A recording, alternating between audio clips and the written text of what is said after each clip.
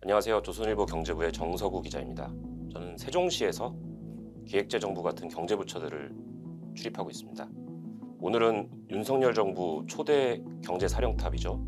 우리 추경호 기획재정부 장관 얘기를 좀 해보려고 합니다. 제가 지난 11일자 신문에 추경호의 물가 고민, 대통령 취임 만찬 불참하고 도시락 회의 기사를 썼었는데요. 이 기사로 얘기를 좀 나눠볼까 합니다.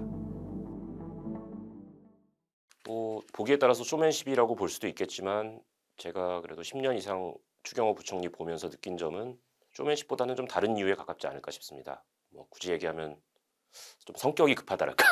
예, 아무래도 이제 이 취임 첫날 이틀 뒤에 올해 대규모 추가 경정 예산 발표가 예정이 돼 있었습니다. 추경 발표가 이틀 앞두고 있었고 또 그때 증시가 고꾸라지는 날이었고 여러 가지로 경제 상황이 좋지 않기 때문에 경제 상황을 점검하는 회의를 하는 것으로 하지 않았나 이렇게 보고 있고요.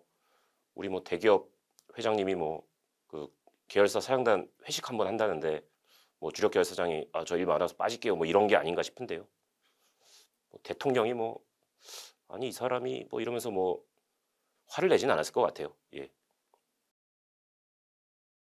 우리 경제 관료 면면에 대해서 관심이 없는 분들은 추경호 하니까 최근에 추경하니까 추경호다 이렇게 생각하시는 분들이 많은데 이분은 좀 다르게 접근해야 될 것 같아요. 어떤 인물을 평가할 때는 그 시대 상황을 봐야 되는데 지금 아시다시피 경제가 매우 안 좋죠. 지금 그 공급망 쇼크라고 해서 물건 주문해도 3달 4달 걸리고 증시 고꾸라지고 우크라이나 전쟁 터졌죠. 예. 경제 상황이 굉장히 안 좋습니다. 위기죠. 위기인데 이분 스펙을 요약하면 위기 관리입니다. 우리나라 이 경제 공무원들을 크게 두 줄기로 볼 수 있는데요. 이 거시와 금융 등을 담당하는 이 정책 라인이 있고 그다음에 우리 재정, 예산 등을 짜는 재정 라인이 있습니다. 우리 추경호 부총리는 대표적인 거시금융 라인의 적통이라고 할 수 있습니다.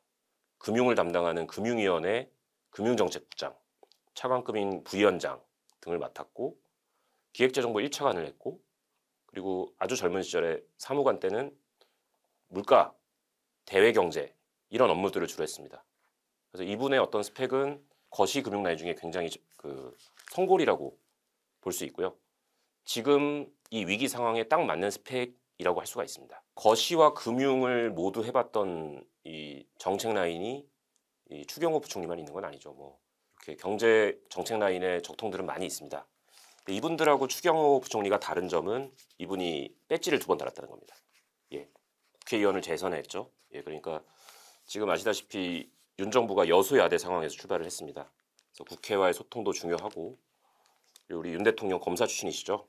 무서울 수 있는데 어쨌든 이 배지를 2번 다신 분이니까 이른바 좀 맷집이 있지 않을까 이렇게 생각이 해봅니다. 결론적으로 우리 추경호 경제부총리 스펙 좋은 것 같습니다. 예. 성미까지 급하시기 때문에 이 본인 스타일이 그대로 취임사에 나타나는데요. 우리 기획재정부 직원들 복권위원회 사무처 포함해서 1130명인데요. 이분들한테 2가지를 당부했습니다. 먼저 아닌 것은 아니라고 말하는 결기. 그 대상이 대통령실이나 국회의원들이겠죠. 예, 그런 분들한테도 아닌 건 아니라고 말할 수 있는 결기. 그 다음에 또 이제 국민들한테 이 경제 정책을 펴다 보면 결과가 좋지 않을 때가 있습니다. 그런 부분을 숨기지 말고 있는 그대로 얘기하라는 어떤 용기. 이 2가지를 당부를 했고요. 기자들 취재랑 좀 달랐던 부분은 재원 조달 방식인데요. 원래는 그 작년에 쓰고 남은 예산을 좀 활용하고 그다음에 대규모 국채를 찍을 것으로 다 예상을 했었습니다.